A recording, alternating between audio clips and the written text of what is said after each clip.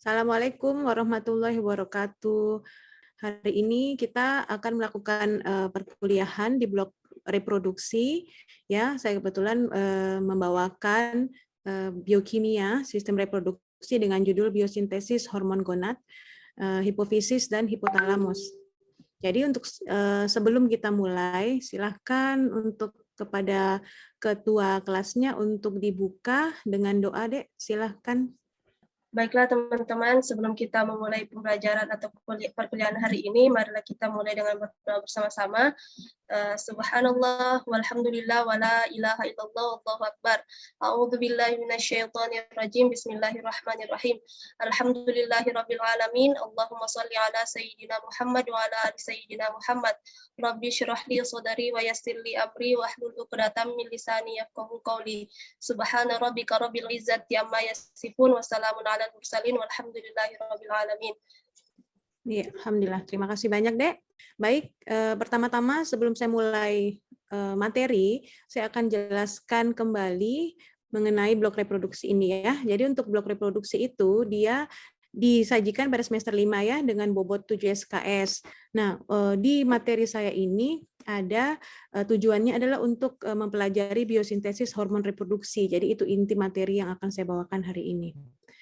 Nah, berikut saya jelaskan kembali untuk draft RPS-nya, rencana pembelajaran semester. Jadi untuk materi perkuliahan saya ini, saya membawakan biokimia. Ya, materi kuliahnya ini yang mencangkup aspek biokimia hormon-hormon yang berkaitan dengan sistem reproduksi wanita dan pria.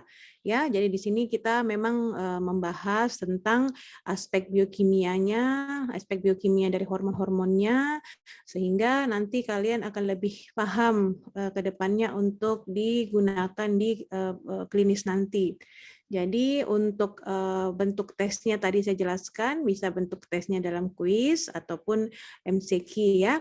Untuk nanti metode pembelajarannya saya berikan dengan ceramah tatap muka ya, dengan menggunakan PowerPoint. Ada juga saya sudah lampirkan di Kalam, nanti kalian bisa baca sendiri ya PowerPoint-nya, lanjutkan dengan video saya. Jadi nanti kalian lebih bisa aktif untuk tanya jawab. Baik. Nah, jadi untuk tujuan pembelajarannya ya untuk mahasiswa agar mampu memahami dan mengetahui hormon-hormon pada sistem reproduksi pria dan wanita. Yang kedua, mahasiswa mampu memahami dan menjelaskan biosintesis hormon steroid dan androgen. Yang ketiga, mahasiswa mampu mengetahui pengaruh dari hormon steroid dan androgen terhadap proses reproduksi. Jadi saya harapkan dari materi kuliah yang saya sampaikan hari ini kalian dapat mengetahui ya, kalian dapat mengetahui semua dari tujuan pembelajaran kali ini. Baik, saya akan mulai dengan materi yang pertama ya. Jadi hormon yang berpengaruh pada sistem reproduksi itu adalah yang pertama adalah hormon gonad. Nah, kalau hormon gonad ini pada pria ya, testosteron, kalau pada wanita progesteron dan estrogen. Kalau untuk yang di hormon hipofisis, hipotalamus yang berada di dalam otak itu dia bersifat releasing atau melepaskan. Salah satu contohnya adalah hormon chorionic gonadotropin dan chorionic somatotropin. Nah, di sini juga ada berbagai macam hormon-hormon yang mungkin kalian sudah pernah dengar sebelumnya ya. Jadi di sini ada hormon FSH atau follicle stimulating hormone, ada growth hormone, ada gonadotropin releasing hormone, hormon prolaktin dan hormon luteinizing hormone ya. Kemudian pertama kita akan membahas tentang reproduksi laki-laki. Baik. Nah, untuk reproduksi laki-laki itu ada 3 tempat ya. Pertama di tubulus seminiferus, di sel Leydig, dan sel Sertoli. Nah, tubulus seminiferus itu dia merupakan tempat prosesnya spermatogonia. Sedangkan untuk yang kedua adalah sel Leydig, dia akan tempatnya adalah pengeluaran testosteron atau androgen testikuler. Kemudian di sel Sertoli di situ untuk maturasi sel benih. Nah, untuk yang di tempat sel Leydig dan sel Sertoli ini, dia akan memproduksi hormon E2 atau hormon estriol ya. Nah, di sini merupakan biosintesis hormon steroid ya. Jadi kalau hormon steroid itu bahan dasar awalnya adalah kolesterol ya. Jadi di sini penjelasan secara singkat dari perubahan kolesterol menjadi testosteron. Jadi awalnya kolesterol ya dengan bantuan protein steroidogenik akut regulatory protein dia akan masuk ke dalam sel mitokondria dengan bantuan enzim P450 SEC ya dia akan berubah menjadi pregnolon. Nah, ini pregnolon ini dengan bantuan 5 aktivitas enzim yang terdapat pada 3 protein ya dengan bantuan hormon luteinizing hormon ini dia pregnolon akan berubah menjadi testosteron. Jadi awalnya hormon testosteron itu dia bahan dasarnya ada kolesterol. Nah, berikut di sini adalah lintasan sintesis kelas-kelas utama hormon steroid ya. Jadi pertama itu kolesterol diturunkan dari asetat dengan sintesis dari partikel lipoprotein, kemudian dari kolesterol ini dia diubah menjadi pregnolon. Kemudian pregnolon ini dia mempunyai 2 lintasan, ada lintasan 4 dan ada lintasan 5. Nah, awalnya kita akan bicara lintasan 4. Nah, lintasan 4 ini dia dari progesteron ya, progesteron dia akan berubah menjadi 17 alfa OH progesteron. Setelah itu di lintasan 4 ini progesteron itu dia akan berubah menjadi deoksikortikosteron atau DOC. Nah, di sini dia akan turun atau akan berubah menjadi kortikosteron sehingga dia akan menjadi lagi aldosteron. Nah, jadi lintasan 4 ini juga dari progesteron dia akan langsung aja turun menjadi progesteron, itu bisa terjadi. Ya, jadi dari lintasan 4 itu bisa langsung diturunkan menjadi progesteron sendiri ataupun dari menjadi dari 17 alfa OH progesteron dia akan menjadi 11 deoksikortisol. Nah, dari 11 deoksikortisol ini dia akan diturunkan atau akan menjadi kortisol. Nah, untuk lintasan 5 sendiri ya, dari lintasan 5 dia akan dimulai dari 17 alfa OH pregnolon, kemudian dia akan diturunkan sama seperti lintasan 4, diturunkan dari 17 alfa OH progesteron menjadi 11 deoksikortisol, kemudian dia akan menjadi kortisol. Nah, untuk yang dari 17 alfa OH pregnolon ini dia akan diturunkan dengan bantuan DEA atau dihidroplantosteron, kemudian dia akan turun menjadi androstenidol, akan berubah menjadi testosteron sehingga dia akan berubah lebih kecil lagi menjadi dihidrotestosteron. Nah, sedangkan untuk yang di bagian ini lagi, di bagian DEA tadi ini, dia akan menjadi androstenidion, dia akan diturunkan lagi menjadi estron atau akan berubah menjadi estron. Nah, dari estron ini dia akan berubah menjadi estradiol. Nah, dari semua gambar yang saya berikan ini merupakan lintasan-lintasan sintesis kelas utama hormon steroid. Jadi kalian kalau mau lebih memahami dari mana datangnya estradiol, dari mana datangnya kortisol, dari mana datangnya aldosteron, progesteron, dan sebagainya. Nah, ini dari lintasan-lintasan ini ada lintasan 4, ada lintasan 5. Baik, kemudian di sini merupakan tadi yang saya bilang ya biosintesa dari lintasan 4. Nah, lintasan 4 ini tadi dibantu dengan yang pertama adalah 3 beta hidroksisteroid dihidrogenase, yang kedua 17 alfa hidroksilase, yang ketiga 17 beta hidroksisteroid dihidrogenase. Nah, saya harapkan kalian hafalkan ini ya karena biasanya akan terkeluar di soal-soal ujian ya. Kemudian perubahan melalui lintasan 5. Nah, tadi saya jelaskan yang di jalur lintasan tadi. Nah, perubahan melalui lintasan 5 yang tersering itu dari DEA atau dihidroepiandrosten, atau dia akan berubah menjadi androstenidion. Nah, baru dia akan berubah menjadi testosteron. Nah, semua biosintesa tadi ini paling banyak terjadinya di testis ya. Jadi yang terjadi di testis ini semua adalah pregnolon, hidroksipregnonolon, bisa menjadi dihidroepiandrosteron ya, progesteron. Jadi semuanya ini terjadi di testis biosintesanya. Nah, ini hormon yang dihasilkan di testis ya. Yang pertama adalah hormon DHT atau hormon dihidrotestosteron. Dia dibentuk dari testosteron melalui reduksi cicit A yang dia paling banyak ditemukan di dalam tubuh ya. Jadi dia produksinya atau ekskresinya tuh oleh testis bisa 50 sampai 100 gram per hari. Jadi hormon dihidrotestosteron atau hormon DHT itu yang paling banyak ditemukan di dalam tubuh ya, yang dihasilkan dari testis. Kemudian hormon yang kedua adalah hormon estradiol atau E2 ya. Jadi hormon E2 estradiol ini tadi dihasilkan dari hormon testosteron dan androstenedion ya. Jadi dia percampuran dari hormon testosteron dan androstenedion. Jadi dia perannya berturut serta dalam pengaturan FSH. Jadi kalau estriolnya ini meninggi pada laki-laki, dia akan memberikan manifestasi klinis berupa ginikomastia pada saat keadaan pubertas. Jadi kalau misalnya ada seorang dengan pubertas ya yang baru pubertas, terus kemudian kebetulan dia punya hormon estradiolnya lebih tinggi dibandingkan hormon testosteronnya pada pria, jadi dia akan mengalami lebih suatu manifestasi klinis berupa ginikomastia. Kalau pada orang tua biasanya memberikan manifestasi klinis berupa penyakit hati kronis atau hipertiroid. Ya. Nah, berikut adalah merupakan protein pengikat testosteron atau hormon steroid testikuler. Nah, biasa kita sebut dengan beta globulin atau globulin plasma. Jadi terkadang kita memberikan lagi julukan sebagai SHBG atau sex hormone binding globulin atau globulin pengikat testosteron estrogen. Ya, jadi ini merupakan suatu protein untuk mengikat testosteron begitu.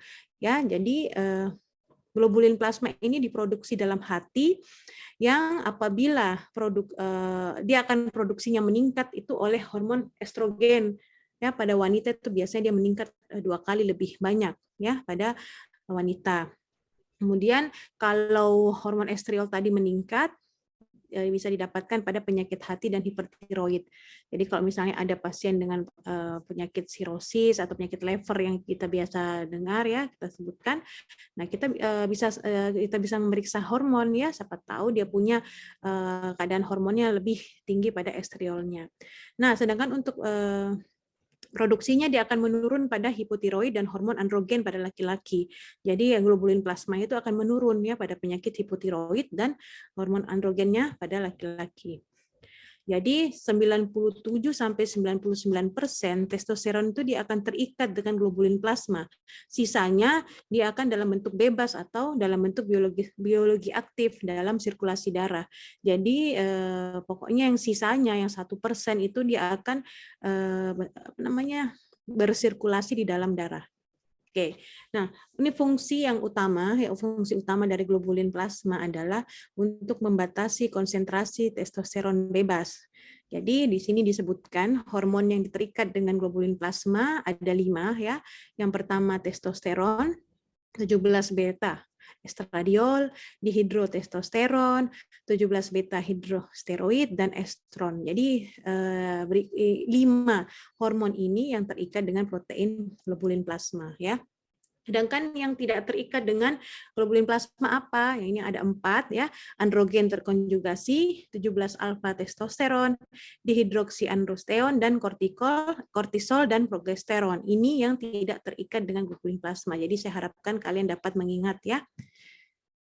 Jadi di sini saya jelaskan kembali mengenai metabolisme testosteron ya. Nah, metabolisme testosteron itu ada 2 lintasan ya. Pertama lintasan metabolik. Nah, lintasan metabolik itu ada 2 lintasan lagi ya. Yang pertama oksidasi pada posisi 17, yang kedua adalah reduksi ikatan rangkap cincin A serta gugus 3 keton. Oke, di sini untuk lintasan metaboliknya. Sedangkan untuk metabolit testosteron ya, jadi hidrotestosteron ini dia ada banyak ditemukan pada jaringan prostat, genitalia eksterna ya, bisa juga di kulit. Jadi banyak didapatkan di sini. Jadi produksi dihidrotestosteron itu ya sebanyak 400 gram per hari ya, sama seperti testosteron ya, jadi kurang lebih sama ya, dihidrotestosteron dengan testosteron sekitar 4 sampai 5 gram per hari. Jadi untuk perubahan testosteron menjadi dihidrotestosteron itu dia tergantung dari enzim 5-alfa reduktase tipe 2 dan NADPH. Jadi ini yang penting ya. Jadi kalau misalnya tidak ada enzim 5-alfa reduktase tipe 2, jadi testosteron dia jarang berubah menjadi dihidrotestosteron ya. Nah, sedangkan enzim 5-alfa reduktase itu terdiri dari ada 2 tipe ya, tipe 1 dan tipe 2. Tipe 1 itu banyak didapatkan di jaringan hati, tipe 2 banyak didapatkan di jaringan reproduksi. Nah, kalau enzim 5-alfa reduktase ini mengalami mutasi, maka akan menyebabkan suatu manifestasi klinis berupa pseudohermaprodit. Jadi biasa yang kita sebutkan ada 2 jenis kelaminnya ya. Jadi di sini karena adanya mutasi pada enzim 5-alfa reduktase. Oke, jadi kalau ini testosteron ini dia merupakan prehormon, yang awalnya prehormon dia akan menjadi dihidrotestosteron, mengalami konversi, nah itu akan terjadi di dalam testis. Nah, untuk kemudian konversi testosteron ya, konversi testosteron menjadi estradiol, dia merupakan aromatisasi 1-5% dari sebagian. Jadi dia akan berubah lagi sisanya menjadi dihidrotestosteron 4% dan androstenediol 2%. Baik. Nah, berikut untuk pengaruh hormon androgen pada proses reproduksi ya. Jadi ada banyak pengaruhnya. Pertama, dari regulasi gonadotropin ya, membuat pengaruh di spermatogenesis, membuat pengaruh di regulasi gen, ya, menyebabkan diferensiasi seksual, dia memberikan stimulasi ductus wolfi, ya, jadi dia memberikan stimulasi di ductus wolfi virilasi eksternal, kemudian dia akan memberikan pengaruh terjadinya maturasi seksual satu pubertas, ya, jadi memang ini hormon-hormon androgen ini dia berpengaruh saat pubertas, ya. Kemudian yang terakhir adalah dia dapat mempengaruhi regulasi gen. Baik. Nah, apabila hormon androgen ini dia mengalami defisiensi enzim ya, defisiensi enzim 5-alfa reduktase ini ya, jadi dia akan mengalami pemutusan rantai samping ya, pemutusan rantai samping sehingga dia akan mengkonversi C21 menjadi C19, dia akan mengalami reduksi 17 keton sehingga akan menyebabkan oksidasi cincin A menjadi lintasan 4 ya.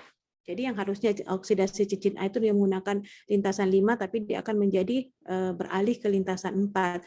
Sehingga apabila terjadi defisiensi 5-alfa reduktase, dia akan mengalami reseptor, sehingga dia akan menyebabkan resistensi reseptor positif yang akan mempengaruhi DNA kita, ya, mempengaruhi mRNA, sehingga dia akan membuat perubahan atau membuat efek pada protein target. Nah, apabila tadi terjadi defisiensi enzim 5-alfa reduktase tadi, maka pasien tadi dia akan mengalami hipogonadisme. Jadi sebelum pubertas dia mengalami hipogonadisme yang menyebabkan ciri seks sekunder tidak berkembang. Jadi apabila dia awalnya dia melihat pada teman-temannya, kenapa semua teman-teman saya sudah menampakkan ciri seks sekunder, tetapi kenapa saya kok belum ada? Nah, itu kita bisa dapat melihat siapa tahu ada gangguan defisiensi enzimnya, ya. Nah, apabila terjadi defisiensi enzim di daerah hipogonad, ya, ada yang primer, ada yang sekunder. Yang kalau di primer itu memang betul-betul adanya kerusakan testis, ya, memang testisnya yang rusak. Jadi apabila ada kerusakan testis, dia akan menyebabkan manifestasi klinisnya berupa orsitis atau bahkan kelainan kongenital. Nah, kalau dia berupa kelainan pada defisiensi enzimnya di daerah sekunder, nah itu baru diakibatkan karena gangguan sekresi hormon. Jadi biasanya lebih mudah diobati kalau yang sekunder dibandingkan yang primer. Baik, kemudian apabila tadi defisiensi enzim ya, sekarang pengaruhnya akibat dari kelainan reseptor. Nah, kalau kelainan reseptornya pada pria, dia akan menyebabkan lebih feminisme, lebih kewanita-wanitaan. Sedangkan kalau pada wanita, dia akan lebih menjadi maskulin. Jadi wanita dia lebih seperti laki-laki gayanya, ya. Jadi ini akibat adanya kelainan reseptor. Jadi nanti kalian sudah tidak perlu bingung lagi kenapa misalnya kalian ada melihat seorang teman pria misalnya dia lebih feminim, jadi kalian tahu oh berarti dia ada kelainan reseptor di daerah hormon androgennya, ya, di lintasan-lintasan tadi. Nah, kemudian apabila ada kelainan reseptor yang total, ya, jadi dia akan menyebabkan fenotip wanita tetapi genotipnya pria itu. Jadi dia akan menyebabkan juga letak ureter abnormal pada penis, dia akan menyebabkan sindrom feminitasi testikuler, ya. Jadi dia punya testis, cuman dia ada ciri feminim, ya, dia ada ciri feminim pada dirinya. Nah, kemudian yang kedua kita membahas tentang alat reproduksi wanita, ya. Alat reproduksi wanita, ovarium itu dapat menghasilkan ovum, ya. Hormonnya yang terbanyak adalah estrogen dan progesteron, ya. Estrogen ini dia bisa dibagi ya, estrogen primer jadi 17 alfa estradiol, ya. Jadi hormon yang terbanyak pada wanita adalah estrogen dan progesteron. Di sini kembali lintasannya, ya, lintasan proteinnya. Jadi ini yang menyebabkan pengaruh hormon androgen pada proses reproduksi. Jadi tadi perubahan kolesterol menjadi pregnolon, ya. Kemudian kita langsung 17 alfa hidroksi pregnenol menjadi dehidropiandesteron. Kemudian dia akan berubah menjadi testosteron. Jadi di sini ada 3 alurnya, ya. Jadi pregnenolon jadi langsung berubah menjadi progesteron, sedangkan yang di daerah lainnya dia akan berubah menjadi testosteron, ya. Jadi ini semua androstenidion itu dia akan mengalami aromatisasi menjadi estron, ya, dengan bantuan 16 alfa hidroksilase dia akan menjadi estriol. Sedangkan yang tadi ini androstenidion itu, ya, terdapat testosteron juga mengalami aromatisasi menjadi 17 beta estradiol, ya, dia akan menjadi metabolit lain. Nah, di sini tadi pengaruh hormon androgen, ya. Jadi untuk hormon yang dihasilkan oleh ovarium apa saja? Yang pertama estrogen. Jadi estrogen ini dihasilkan oleh ovarium dan jaringan lainnya. Estrogen primer ovarium itu 17 beta estradiol atau E2. Jadi kalau pada kehamilan, ya, estrogen ini bentuknya estron, dia ada di plasenta. Jadi dia estrogen ini akan mengalami aromatisasi yang terdiri dari 3 tahap hidroksilasi, sehingga dia akan membutuhkan O2 dan NADPH, ya. Jadi kalau untuk estrogen tadi dia termasuk enzim P450 oksidase. Jadi untuk progesteron dia akan diubah menjadi estradiol oleh korpus luteum. Nah, pada pria terjadi aromatisasi perifer testosteron menjadi estradiol, ya, sekitar 80%.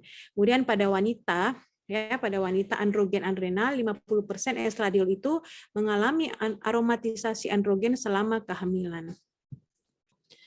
Oke, baik. Terima kasih banyak Ade atas perhatiannya dan materi yang saya berikan hari ini. Apabila ada yang mau bertanya, silahkan.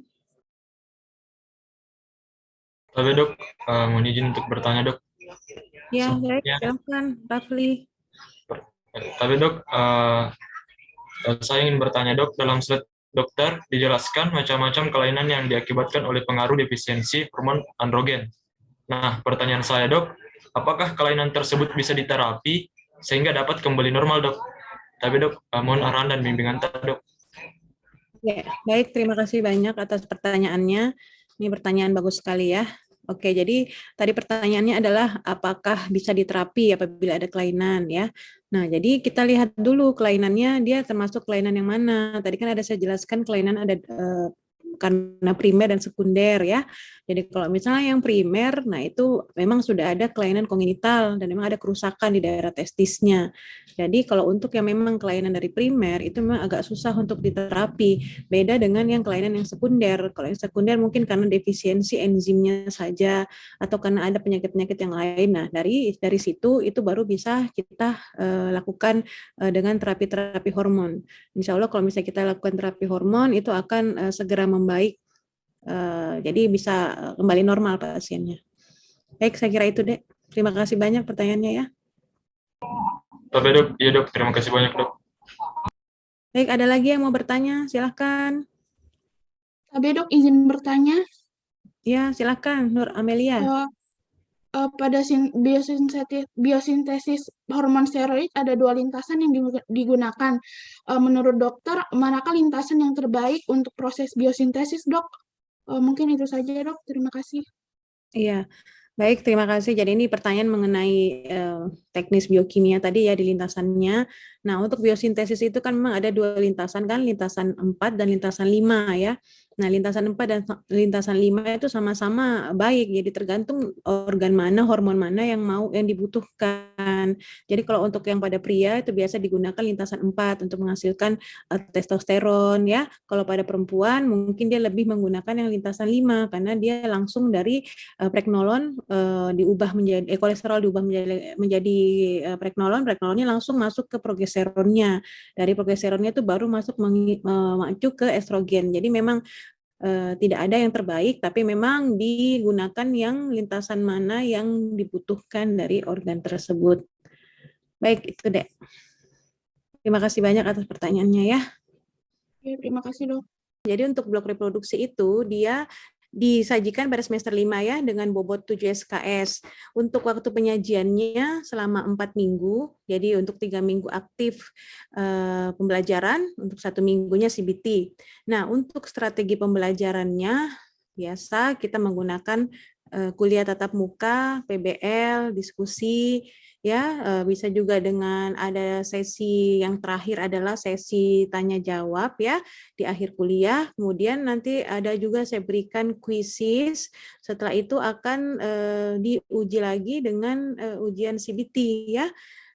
Nah, dari materi yang saya berikan ini mungkin kalian dapat mengakses Kalam, kemudian kalian bisa kerjakan quizzes yang saya berikan. Oke. Oke, saya akhiri kuliah hari ini. Terima kasih banyak. Assalamualaikum warahmatullahi wabarakatuh.